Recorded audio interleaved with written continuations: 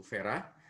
Assalamualaikum warahmatullahi wabarakatuh. Selamat siang, salam sejahtera untuk kita semua. Bahagia sekali pada siang hari ini saya diberi kesempatan dari teman-teman Inti Pesan untuk berbagi ilmu, berbagi pengalaman pada Festival Seminar Pendidikan Anak Indonesia 2020 dan bisa bergabung dengan teman-teman yang mayoritas adalah psikolog semua. Kita bisa memberikan berkontribusi kepada bangsa kita terkait dengan keilmuan kita, latar belakang profesi kita di bidang psikologi kepada sebanyak mungkin publik. Pada kesempatan siang ini saya diberi kesempatan untuk berbagi ilmu tentang bagaimana menanamkan kecerdasan sosial, lebih spesifiknya lagi sesuai dengan bidang yang selama 10 tahun terakhir ini saya tekuni tentang kebangsaan. Bisa di-share slide-nya? Ya.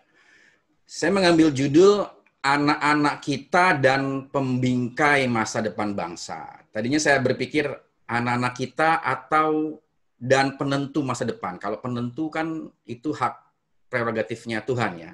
Saya pikir pembingkai saja. Maka gambarnya ini Garuda Pancasila, Indonesia ada warna bendera di bingkai. Nah, bingkai inilah framingnya. Framingnya adalah bagaimana masa depan bangsa kita.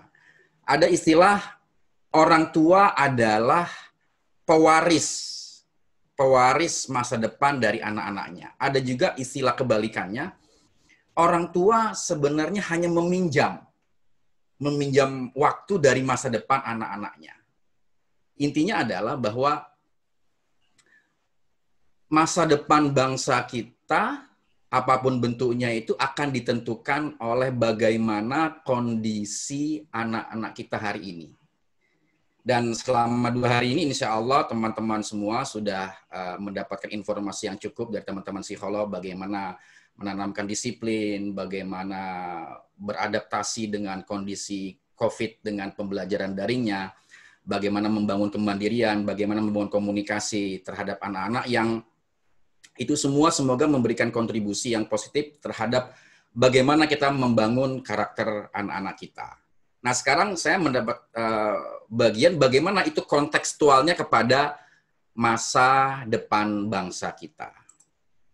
Nah, sebelumnya saya mungkin tadi sudah dijelaskan secara singkat oleh Pak Jai bahwa bangsa kita ini tidak ujuk-ujuk hadir ya. Nama Indonesia ini tidak serta-merta hadir begitu saja. Dia hadiah atau dia pemberian, tidak. Dia adalah sebuah perjalanan yang panjang di mana di sana ada sejarah, ada nilai-nilai. Ya. Dan hari ini kita semua mengakui sebagai Indonesia itu adalah kata-kata yang tidak hanya sederhana, dia kompleks. Di dalamnya ada sejarah, ada penderitaan, ada cita-cita. Nah, kita harus menjaga ini. Sebagai bangsa, kita harus menjaga nilai-nilai kebangsaan ini. Di mana nilai-nilai kebangsaan ini tuh didasari oleh persamaan nasib dan penderitaan. Ya, kita belajar dari sejarah, dari buku-buku 350 tahun kita dijajah oleh Belanda katanya. Lama sekali ya itu ya, 3,5 abad. Sekian tahun oleh Inggris, sekian tahun oleh Portugis, 3,5 tahun oleh Jepang. Kira-kira kurang menderita apa bangsa kita itu? 3,5 abad dijajah begitu lamanya. Nah, persamaan nasib dan penderitaan ini kemudian ketika itu melahirkan cita-cita bersama bahwa tidak enak dijajah itu. Ya kan?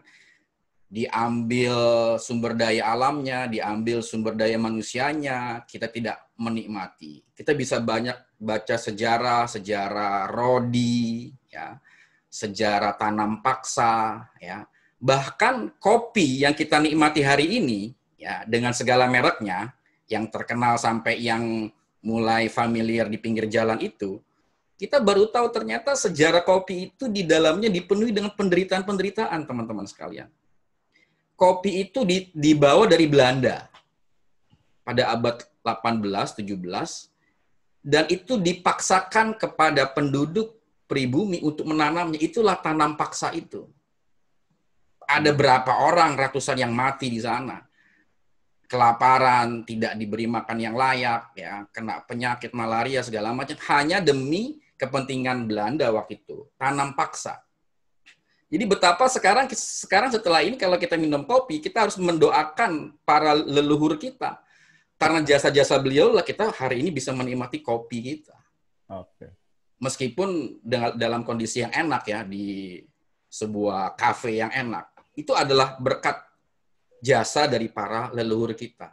Nah, ini tidak boleh ditinggalkan. Nah, bingkai kebangsaan inilah yang hari ini kita tidak boleh melupakannya. Apapun yang terjadi dengan Indonesia. Apalagi mereka-mereka yang hari ini mendapat kepercayaan sebagai pemegang otoritas, sebagai pembuat kebijakan, para pejabat, aparat hukum, tidak boleh melupakan fakta sejarah dari kebangsaan kita. Ya. Hari ini kita bisa kuliah, bisa menjadi moderator, bisa menjadi narasumber, bisa menjadi dengan segala fasilitasnya, tidak bisa dilepaskan dari peran para leluhur kita yang telah berjuang untuk kemerdekaan Indonesia. Nah, maka kita harus menjaga nilai kebangsaan itu. Banyak sekali nilai-nilai kebangsaan. Ya, mungkin tidak cukup waktu untuk saya menjelaskannya. Ada Pancasila, ada gotong royong, ada tepo seliro, ada saling menghormati. Itu sudah sangat lengkap. Waktu kita belajar, ya kalau saya zamannya Orde Baru, belajar P4, belajar butir-butir nilai Pancasila, disuruh menghafal, ya maju ke depan kelas, menghafalkan preambul, pembukaan, Pancasila, upacara, itu adalah bagian dalam rangka menanamkan nilai-nilai kebangsaan. Sejarah kebangsaan kita tidak boleh dilupakan. Nah, itu yang sebenarnya menjadi keprihatinan kepada anak-anak kita hari ini yang sedang sekolah, TK, SD, SMP, SMA. Masihkah mereka menghafal Pancasila? Masihkah mereka tahu ada berapa nilai butir Pancasila? Mereka tahu Undang-Undang Dasar, mereka kenal Bapak Soekarno, Bung Karno, dan Bung Hatta, itu masih dalam pertanyaan, dan kita bisa membuktikannya hari ini kepada anak-anak kita. Yang kedua, kebangsaan kita ini sebagai pemersatu. Kita boleh ngaku saya orang Jawa, istri saya orang Sunda, kita boleh ngaku orang Batak, orang Manado, tapi kita tetap sebagai bangsa Indonesia. Itu ajaibnya kita. Ya, itu ajaibnya Indonesia. Bisa mengaku nama-nama daerah, asal daerah, tapi kita tidak bisa melupakan keindonesiaan kita. Dan hari ini sebagai sebuah kesyukuran, 16-17 hari ini di sekitar kita, di RT RW kita, tanpa ada pemaksaan, tanpa ada himbauan, semua otomatis. Kemarin ibu saya bilang, "Mam, pasang bendera." Yang ngingetin itu ibu saya, pasang bendera, cari galah, pasang bendera, pasang di depan. Dan itu terjadi selama bertahun-tahun. Artinya nilai kebangsaan itu sebenarnya sudah mengendap di dalam diri kita. Nah, kebangsaan inilah yang hari ini, yang mudah-mudahan ke depannya sebagai pemersatu kita semuanya. Ya, kemarin kita pada Pilpres kemarin sempat goncang oleh faksi-faksi, oleh pilihan-pilihan, ya, 0102 dengan bahasa binatangnya masing-masing begitu ya. Tapi alhamdulillah semua itu bisa terlewati dengan baik dan Indonesia masih terjaga. Yang ketiga adalah kebangsaan. Kenapa saya kemudian lebih memilih prefer untuk menekuni psikolog kebangsaan? Karena menurut saya kebangsaan itu sesuatu yang tidak terpisahkan. Sebagaimana halnya kehidupan ini. Kehidupan ini kan tidak bisa terpisahkan satu sama lain. Dia menjadi roda. Ya. Karir berhubungan dengan keluarga, keluarga berhubungan dengan sosial, sosial berhubungan dengan finansial, finansial berhubungan dengan hubungan dia dengan tetangga. Artinya kehidupan ini adalah satu kesatuan yang tidak bisa dipisahkan. Ya. Kalau orang mencoba untuk memisahkan kehidupan ini, akan ada orang yang begitu sukses dalam karirnya, tapi berantakan dalam keluarganya. Ada orang yang begitu sukses dengan kekayaannya, tapi sangat tidak bagus hubungan dengan sosialnya, dengan tetangganya. Itu karena orang abai bahwa kehidupan ini adalah satu kesatuan seperti roda yang harus berjalan. Begitupun halnya dengan kebangsaan menurut saya. psikologi klinis, psikologi perkembangan itu sebenarnya adalah satu kesatuan dari kehidupan ini, termasuk psikologi kebangsaan. Kalau hari ini, 2 hari ini kita sempat intens diskusi bagaimana anak-anak kita belajar dengan daring. Itu kan sebenarnya tidak bisa dilepaskan dari konteks kebangsaannya. Di mana bangsa kita sedang mengalami pandemi. Gitu. Hari ini kita terancam oleh resesi. Banyak orang kena PHK, akhirnya stres, akhirnya suicide, akhirnya bunuh diri, rumah tangga berkelahi, ya. Kemudian muncullah trauma, muncullah fobia, muncullah penyakit-penyakit bawah sadar dengan segala manifestasinya, kan itu juga tidak bisa dipisahkan dari konteks kebangsaannya. Tidak bisa dipisahkan dari konteks bagaimana negara ini, CC pemerintah menjalankan roda pemerintahannya. Sebagai contoh, Amerika Serikat, kalau tidak saya salah baca, di awal-awal pandemi, itu memberikan sebagai tunjangan kepada setiap keluarga kalau tidak salah 45 juta. Sedangkan Indonesia hanya 600.000. Itu pun tidak semuanya, ya, dengan segala variannya, ya. Maksud saya bukan mempermasalahkan nilainya, tapi betapa sebuah bangsa juga melakukan treatment tertentu terhadap kondisi respon dari global yang itu kemudian berdampak kepada para anak bangsanya, berdampak kepada warganya. Ya. Satu contoh dari negara maju adalah Amerika Serikat tadi, kemudian kita. Nah, ini kan sebuah contoh bahwa hal-hal kebangsaan itu tidak bisa terpisahkan dari apapun. Hal-hal yang terjadi pada situasi kebangsaan akan berpengaruh kepada individual, di mana itu kemudian akan memunculkan manifestasinya sendiri, baik yang negatif maupun yang positif. Nah, sekarang kita berbicara anak, gitu ya. Sebenarnya anak itu di mata bangsa sebagai apa sebenarnya? Ya. Nah, yang pertama tentu anak-anak kita ini, utamanya yang sedang masih sekolah, adalah kader bangsa dan aset bangsa. Nah, sebagai sebuah aset, dia harus dijaga, dilindungi, dihargai. Ya. Sebagai kader apalagi, dijaga, diberikan pendidikan, diberikan kesehatan, dihargai. Ya. Karena Indonesia ke depan akan dipegang oleh mereka-mereka, sebagaimana hari ini kita sedang juga diberi kesempatan untuk mempengaruhi atau memberikan warna-warna kepada perjalanan pembangunan Indonesia. Jadi anak kita sebagai kader dan sebagai aset bangsa. Yang kedua, dalam konsep pendidikan nasional adalah disebutkan, kalau tidak salah, pendidikan nasional diminta untuk membentuk kepribadian. Kepribadian yang varian-variannya seperti yang dibahas oleh teman-teman, membentuk karakter bangsa. Yang itu pada output dan outcome terakhirnya adalah peningkatan kualitas bangsa.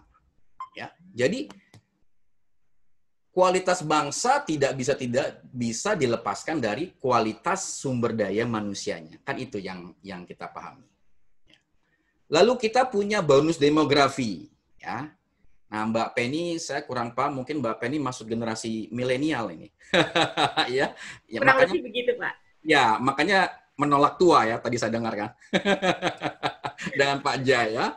Bonus demografi, generasi X, Y, Z, ada generasi Alpha. Kalau Bu Vera sama saya mungkin kayaknya masih di X sama Y nih, kan begitu. Nah, adik-adik kita generasi Z sama Alpha yang kalau tidak salah saya baca itu bonus demografinya sudah berjalan sekarang sampai puncaknya 2045. Puncaknya nanti di 2045 ketika 1 abad Indonesia. Nah, 1 abad Indonesia nanti itu ya tentu harapan kita yang terbaik. Nah, sekarang semuanya hari ini kita mulai. Yang sekarang kita sedang membicarakannya bagaimana memberikan yang terbaik buat anak-anak kita. Ya, kemudian ada generasi milenial ya. Ini mungkin banyak kajiannya, cuman yang saya nilai bahwa generasi milenial ini saya lihat dari anak saya sendiri gitu ya. Sangat kompatibel, sangat blended dengan IT ya, which is sangat mudah belajar dengan IT. Mau YouTube sangat lancar, aplikasi segala macam tanpa perlu diajarkan. Jadi sepertinya di anak-anak milenial sudah ada chip sendiri, ada chip IT sendiri yang itu langsung bisa gitu loh, tanpa ada orang yang mengajarinya gitu. Nah, ini menurut saya sebuah anugerah tersendiri yang harus dimanfaatkan kan. Maka tidak aneh kalau presiden kita mengambil staf khusus ya dari teman-teman generasi milenial. Itu suatu langkah yang baik ya untuk mengapresiasi, mengakomodasi potensi-potensi terbaik dari teman-teman milenial kita. Nah, sekarang kita lebih ke teknis. Apa sekarang peran keluarga dan sekolah? Ini kan entitas yang sangat penting. Masyarakat, keluarga, sekolah. Ini 3 yang sangat penting sekali. Ya. Nah, keduanya diharapkan menjadi agen penanam solidaritas dan kebangsaan. Nah, ini masih menjadi PR. Kemarin saya ikut di sesi yang kemarin itu ya, narasumbernya itu Bu Dini ya kalau nggak salah, Bu Dini sama siapa saya lupa. Saya menanyakan bagaimana caranya kita membangun sekolah dengan kultur mungkin terlalu agung gitu ya, zero bullying.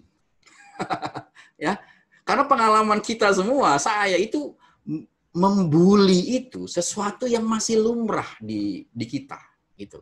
Hal yang biasa. Ada orang, mohon maaf, ada orang gendut, ada orang kurus, ada orang ini. Kita terbiasa itu karena menurut saya memang dibiasakan. Gitu.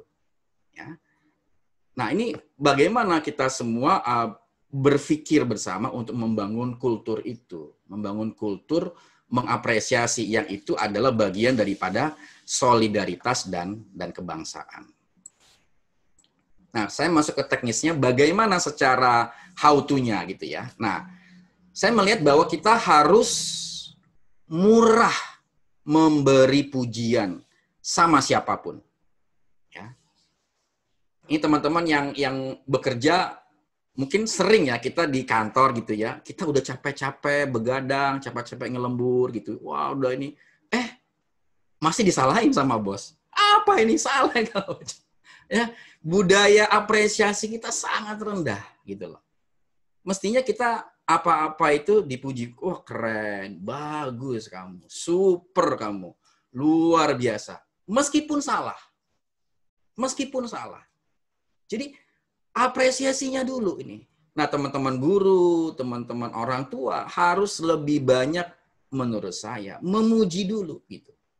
Nah, kalau tidak, ini menjadi budaya yang jelek. Coba hari ini di Indonesia, kita lihat medsos kita, status-status kita, semua isinya hujatan, isinya kritikan, isinya yang kelihatan mau maju, ditekan, diinjak, ya kan? Sampai ada ungkapan senang melihat orang lain susah, susah melihat orang lain senang. Kan mestinya kita senang melihat orang lain senang, dan susah melihat orang lain susah. Karena itu kita bersama-sama merubah kesusahan kita menjadi kesenangan bersama. Jadi harus sering-sering melakukan pujian-pujian. Ya. Kemudian mari menjadikan kesalahan sebagai pembelajaran. Nah, kita ini di sekolah mudah-mudahan sudah mulai berubah. Sangat alergi terhadap kesalahan. Sehingga anak-anak takut salah. Karena takut salah, lebih baik tidak berbuat apa-apa. Saya mengisi training ya sebelum COVID ini, saya ngisi training di TK, SD, SMP, SMA. Saya membuat kesimpulan semakin tinggi derajat sekolah anak-anak kita, semakin dia takut. Simpel saja pertanyaannya. Saya kalau misalnya di kemarin terakhir sebelum COVID, saya ngisi training leadership, kepemimpinan di anak SMP. Saya tanya, judulnya sekian. Ayo, siapa yang tahu tentang tokoh ini gitu ya? Angkat tangannya. Itu semua peserta, 120 siswa, itu diam Mbak Penny. Diam 1000 bahasa. Sampai berapa menit itu. Sampai akhirnya saya tekankan lagi, baru saya tunjuk anak itu, ada yang berani, dan ketika dia menjelaskan, benar jawabannya. Nah, artinya kan sesimpel itu, saya bisa menduganya karena mereka takut salah. Karena mereka ketika ngomong sudah kebayang nanti, Nah ini loh yang takut salah, ini loh yang kemudian anak-anak kita, ya teman-teman saya lebih paham ketika ketakutan menguasai diri, maka simpul-simpul di otaknya akan mengkerut. Tidak ada kreativitas, yang ada safety, jaga aman. Lebih daripada aku dibully, lebih aku diam saja aman. Nah kalau cuma 1-2 orang nggak apa-apa. Ya kalau satu sekolah, nah, kalau beberapa sekolah, lah kalau satu generasi seperti itu, bagaimana gitu loh? Kita memiliki anak-anak yang takut salah gitu. Maka jangan takut dengan salah, justru kan dari kesalahan itulah kita tahu mana yang benar. Semakin kita cepat salah, semakin kita tahu mana yang benar. Dengan itulah kita terus benar memperbaiki continuous learning sampai seperti orang-orang Jepang itu, semangat Kaizen. Semangat even the best can be improved. Walaupun sudah baik, diperbaiki lagi. Kalau kita kan tidak. Kalau kita semangatnya adalah semangat minimalis. Yang penting ada. Yang penting jadi. Yang penting terlaksana. Akhirnya semua potensi-potensi yang ada di dalam diri kita tidak dikeluarkan dengan maksimal. Tidak sampai mentok. Hanya ya rata-rata saja. Nah, yang ketiga adalah kita harus menanamkan ke anak-anak kita kolaborasi dan sinergi, bukan persaingan. Ya. Nah, ini sekarang di zaman online eranya kolaborasi. Semua pemain-pemain besar hari ini, IO-IO besar hari ini, kalau masih arogan dengan identitasnya, dengan jati dirinya, tidak mau kolaborasi, tidak mau sinergi, dia akan ditinggalkan. Nah, kita harus menanamkan bahwa semangat kolaborasi dan sinergi harus tertanam di anak-anak kita. Kenapa sih kita kalau di sekolah itu tidak memberikan motivasi, argumen, atau doktrin gitu kepada angkatan? Misalnya angkatan 2020. Bisa nggak kalian yang kelas 2020 ini, yang 30 orang ini, kalian sukses bersama? Kalian ketemu lagi 5 tahun ke depan, 10 tahun ke depan, 15 tahun ke depan dengan jajaran top masing-masing. Dan selama 15 tahun itu kalian bahu-membahu saling mendukung satu sama lain untuk tumbuh dan berkembang dan sukses bersama. Bukan saling menginjak, bukan saling menjatuhkan, tapi bersama-sama membangun. Dan sepanjang bacaan saya, itu yang dilaksanakan oleh Vietnam hari ini. Sehingga Vietnam hari ini sedang menjadi pembicaraan sebagai salah satu kandidat bangsa yang akan maju. Sementara kita sebenarnya sudah punya warisan leluhur bangsa kita, dan itu perasan dari Pancasila. Nilai gotong royong. Nilai gotong royong. Tetapi gotong royong kita ini masih sebatas lipstick. Gitu. Masih terbatas ada pada acara-acara kenegaraan, pada acara-acara resmi. Tapi itu di lipsticknya gitu. Di keseharian bagaimana di lapangan ya perlu diuji kembali. Selanjutnya, bagaimana praktiknya? Nah, kita harus mengkaitkan peristiwa-peristiwa dalam konteks kebangsaannya. Nah, ini kan 2 hari ini kita menjelang 16-17 Agustus ya. Tadi Pak Jai sudah bercerita. Saya senang sekali masih ingat sejarah Rengas Dengklok, ya kan? Masih ingat sejarah bagaimana yang terjadi ketika itu ya keraguan-raguan Bung Karno, Bung Hatta. Nah, itu sangat penting karena itu bagian dari kesadaran kebangsaan kita.